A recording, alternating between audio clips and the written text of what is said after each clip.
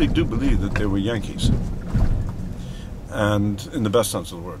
And the Yankee ethic is hard winters. Conditions are not sunny necessarily. You have to work hard to survive. And they were also, they weren't super religious, but they were very, very spiritual. And so I don't think they ever had any thought of entitlement, questions of we deserve this, we deserve that. They were very simple people. And so these things that befell them, the death of two of their children, they took it in their stride. I think it comes from the very stout-hearted makeup that a successful New Englander has to have. You work hard, you take your knocks, you move forward, and look, you know, for their period, they lived to be so old.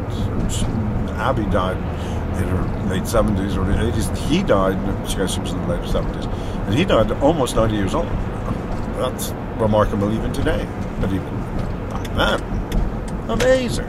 And I think it was his constitution, no pun intended, was such that we accept life as it comes to us, take it in our stride.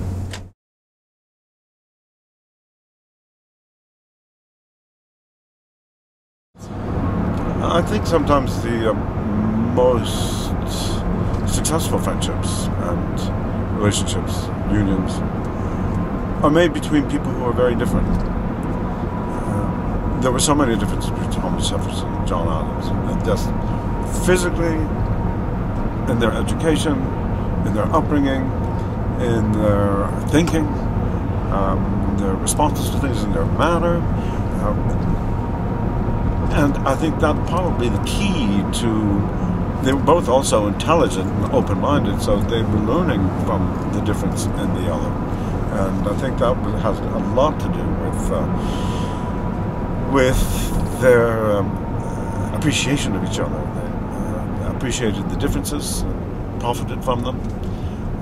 They also, I think, each one felt that he was giving the other the benefit of his own difference. Possibly their rupture came about because they had to agree, or they had to come to one particular point of view for the election, let's say, of 1800.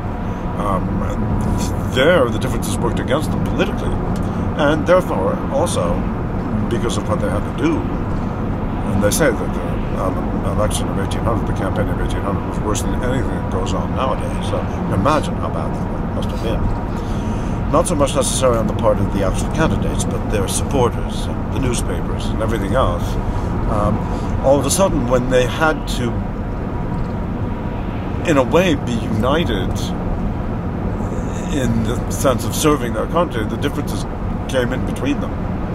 And then they didn't have anything to do with each other, not even one letter, for 12 years.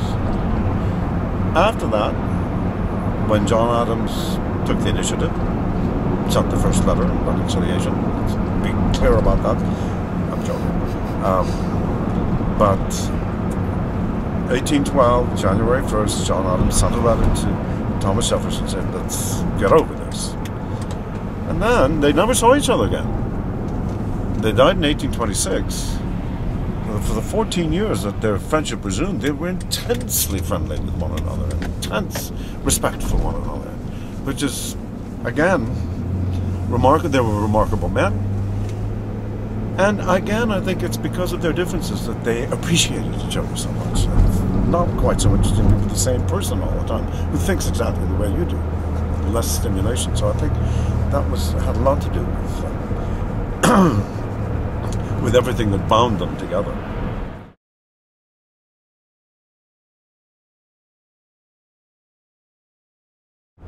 There are two things. The first of it is the language. I think the language that the playwright has created for the play, taken from the letters, and then also his own speculative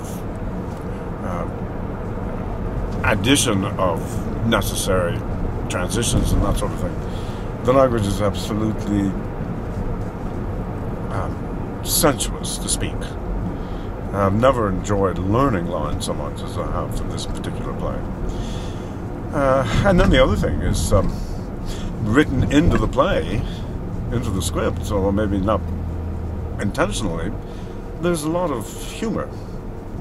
And it's maybe incidental or sort of fortuitous that some of the lines come across as very funny and humorous.